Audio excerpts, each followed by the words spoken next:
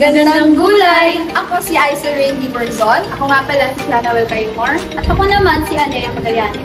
Narito kami para ituro ang pagluluto ng mga sumusunod.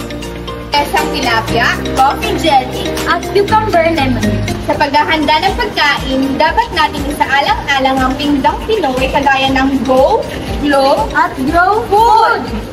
Ipinakikilala sa presentasyon ang Go, Glow at Grow Food sa tumutulong upang maging malusog, malakas at masigla ang ating katawan. Para maging mas masarap at balanse ang pagkain ng pamilya, tandaan ang 3 prinsipyo: moderation, variety at balance.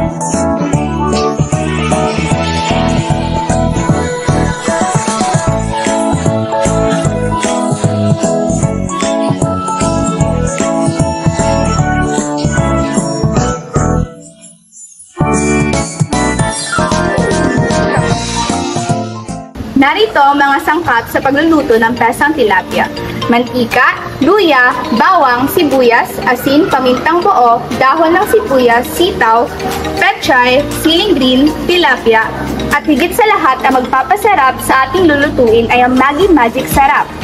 Narito ang mga sangkap sa paggawa ng coffee jelly: kondensada, evaporada, powdered gulaman, at ang magpapasarap ay Nestle All-Purpose Cream at Nescafe Classic.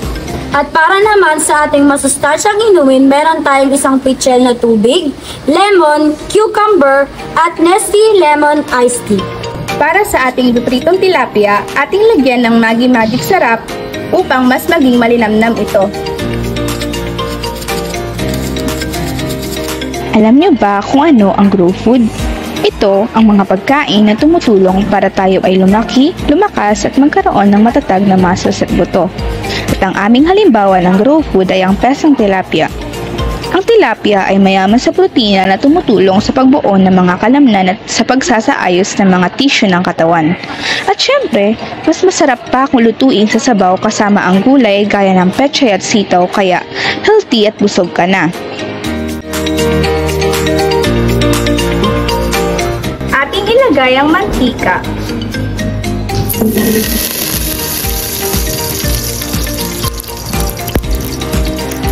Pagkatapos, isunod natin ng sibuyas.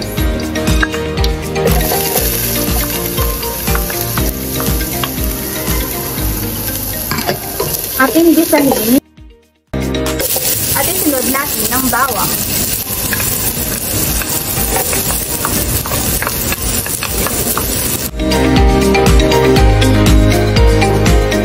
Tayo ay maglagay ng tubig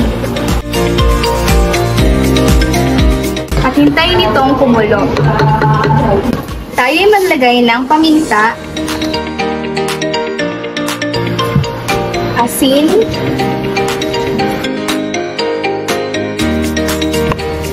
at higit sa lahat, ang magpapalasa sa ating lulutuing pesang tilapia, ang Maggi Magic Sarap.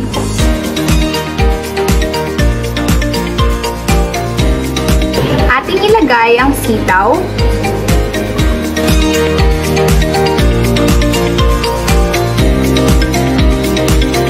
ating ilagay ang tilapia, ating ilagay ang siling haba, pagkatapos ating ilagay ang dahon ng sibuyas,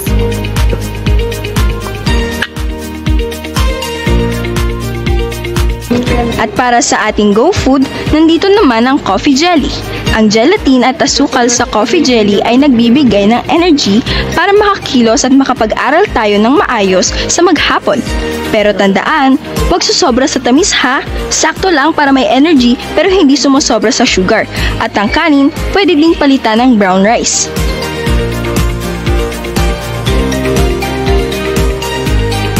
Pagkatapos lumamig at mahiwa ang ating gulaman, ilagay ito sa mangkok.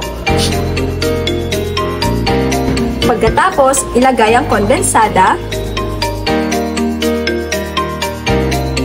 Sunod ang evaporada. Haluin. At higit sa lahat, ang ating Nestle All-Purpose Cream. Ngayon naman, para sa ating Glow Food, may inihanda kaming cucumber lemonade. Ang cucumber at lemon ay mayaman sa vitamins at antioxidants na nagpapaganda ng ating balat, buhok at mga kuko. Bukod doon, nakaka-fresh nito lalo na sa mainit na panahon. Glow na glow ka talaga pagkatapos mong uminom nito. Kaya tandaan, Go Foods ang nagbibigay ng lakas, Glow Foods ang nagpapaganda ng kutis, at ang Grow Foods ang nagpapalakas at nagpapalaki ng katawan. At ito na ang aming nilutong pesang tilapia, coffee jelly, At cucumber lemonade. Muli, ako si Aisel Rain Burzon at ako naman po pala si Janawel Caimor. At ako naman si Alea Magallanes. Kami ay nag-iiwan ng katagang, edukasyong walang pupas, sigurado sa San Nicolas.